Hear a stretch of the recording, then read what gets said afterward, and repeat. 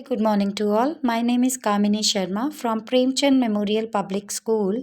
Today I explain SST subject of class 7th. The name of the chapter is Politician Formation in the 18th Century. Topics to be covered are the later Mughals, then an Parisian invasion, reasons for the decline of the Mughal Empire, the rise of the regional powers, and at last case studies the Peshwas. Let's start our chapter. The first half of the 18th century saw the major shift in the power with the emergence of many kingdoms breaking away from the Mughal Empire, which was till then the most powerful and the dominant dynasty controlling a large parts of the country. अगर हम लोग बात करें बेटा, जो हमारा first half है 18th century का, तो उसमें बहुत सारे जो थे पावरफुल किंगडम्स थे और इवन हम लोग बात करें तो जो मुग़ल एम्पायर था वो लगभग सबसे ज़्यादा पावरफुल और डोमिनेंट डायनेस्टी कंट्रोलिंग करता था बहुत सारे पार्ट्स ऑफ द कंट्रीज़ में।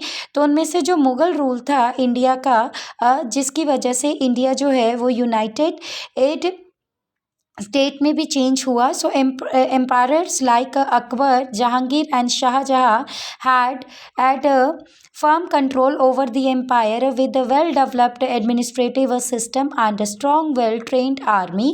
तो ये जो एम्पायर्स थे लाइक जैसे अकबर, जहांगीर, शाहजहाँ, इन सब ने बहुत ही अच्छा कंट्रोल किया हुआ था, लगभग जैसे एक एडमिनिस्ट्रेटिव सिस्टम होता है, और काफ़ी ये स्ट्रॉन्ग भी थे एंड वेल ट्रेंड, इनके पास आर्मी भी थी. After this glorious region that spanned centuries, the Mughal Empire saw the rapid decline of its power. पर जैसे जैसे क्या हुआ, समय व्यतीत होता गया, नेक्स्ट सेंचुरी आने स्टार्ट होगी, तो जो मुग़ल एम्पायर थे उनका डिक्लाइन होना स्टार्ट हो गया था, उनकी पावर्स का.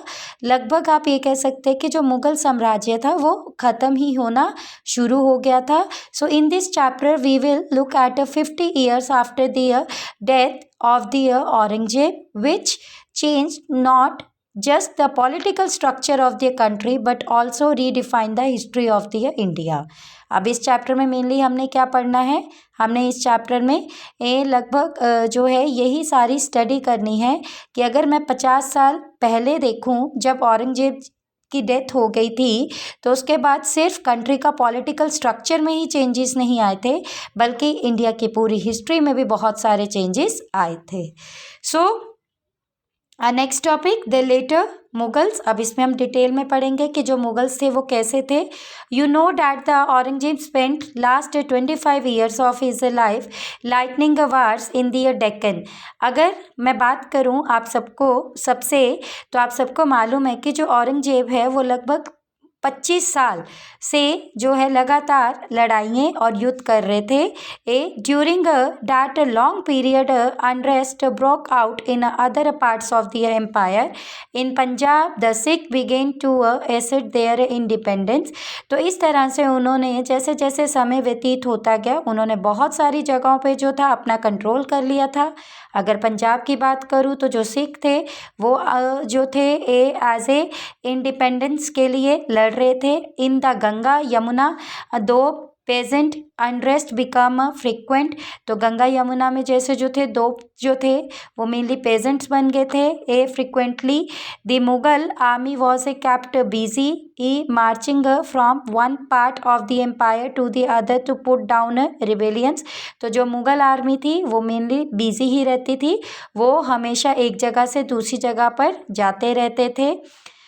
After the death of the Aurangzeb in AD 1707, his successor were unable to hold the Mughal Empire together. पर जैसे ही औरंगजेब की डेथ हुई थी 1707 में, तो उनकी डेथ के बाद जो उनका होल्ड होना चाहिए था मुग़ल एम्पायर में जिन जिन जगहों पर, उन सब जगहों पर उनका होल्ड नहीं रहा.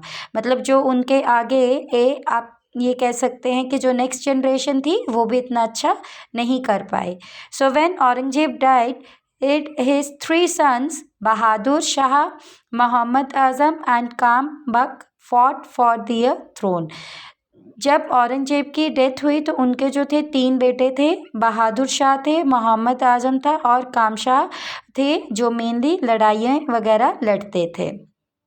So Bahadur Shah defeated his brother and ascended the throne in 1707 CF. जो बहादुर शाह थे उन्होंने अपने भाइयों के साथ ही लड़ाई वगैरह शुरू कर दी थी और लगभग उनको डिफीट भी किया था कब थ्रोन इन 1707 CE में. He took the name of the Shah Alam. However, he was already 65 when he became a emperor. तो उन्होंने जो है अपने शासन को चलाने के लिए शाह आलम का जो है नाम आम लेकर स्टार्ट किया था उन्होंने और इवन वो लगभग जो है 65 ईयर्स तक उन्होंने वहाँ पर कंट्रोल किया. Shah Alam region saw the growing power of the Marathas and the Rajput. और जो शाह आलम रीजन था ये मेनली क्या था काफ़ी ज़्यादा पावरफुल था बट इसमें कौन सी कम्युनिटीज़ थी मराठास और राजपूत की. The Sikh revolted under their leader Banda Bahadur and Banda Bahadur was executed along with the several of his follower. अब जो सिख कम्युनिटी थी उन्होंने भी अपने एक कम्युनिटी के लिए एक लीडर खड़ा कर दिया था जिसका नाम क्या था बंदा बहादुर था और वो बंदा बहादुर जो था बहुत सारे उसके फॉलोअर्स थे जो उनकी बातों को मानते थे. In 1712 CE Shah Alam was deposed by the Jahangir Shah. अब 1712 CE में जो शाह आलम थे वो मेनली जो है किसके थ्रू डिपोज्ड किए गए थे जहांगीर शाह के through. And Jahangir Shah regent saw the rise of the Sayyid brother. और जो हमारा जहांगीर शाह रीजन था वहाँ पर मेनली जो है साइद ब्रदर्स रहते थे. The Sayyid brothers were the part of the group of the nobles who become so powerful that they were able to put the people of there.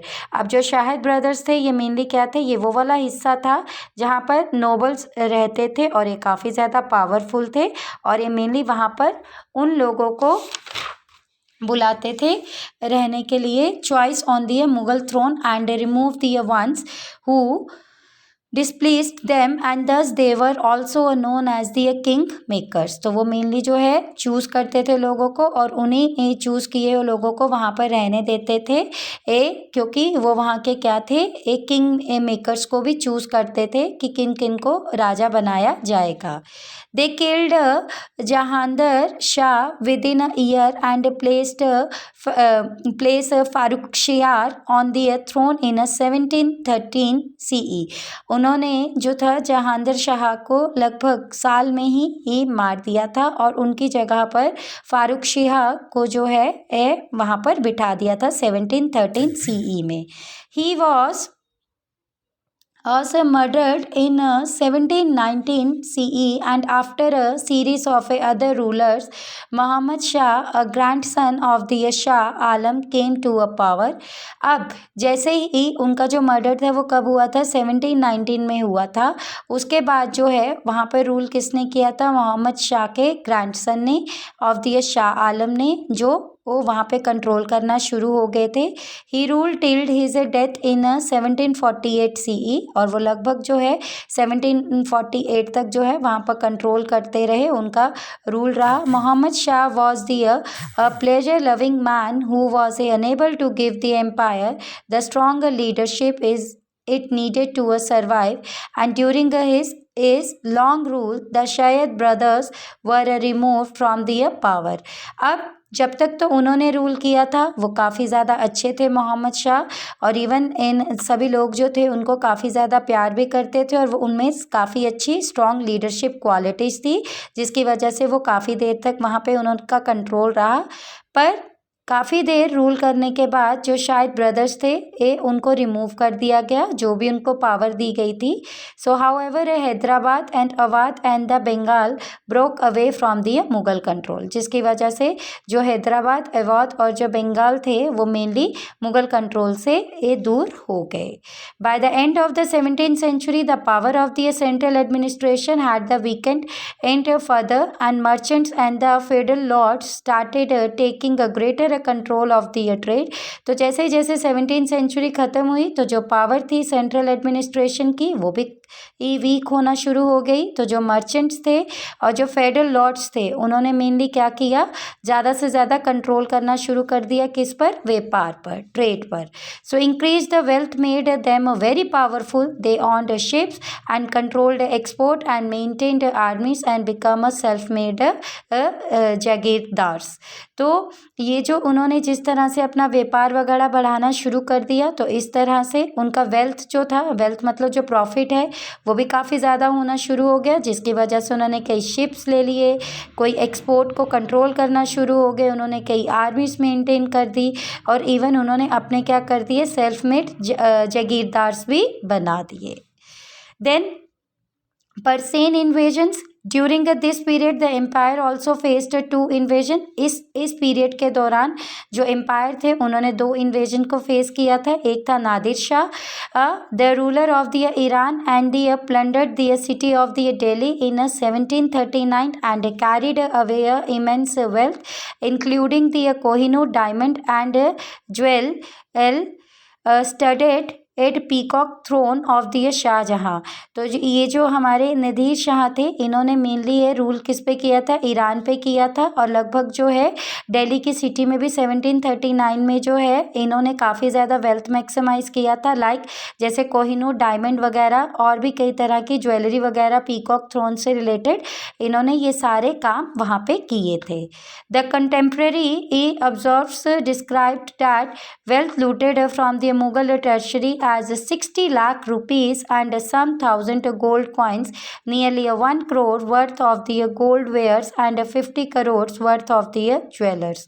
तो ये जो कंटेम्प्रेरी ऑब्जर्वर्स थे इन लोगों को ये भी पता चला कि लगभग जो है उन्होंने काफ़ी ज़्यादा गोल्ड के कॉइन्स, लगभग हम कह सकते हैं 1 करोड़ से भी ज़्यादा जो थे गोल्ड वेयर्स थे और 50 करोड़ से ज़्यादा ज्वेलर्स थी।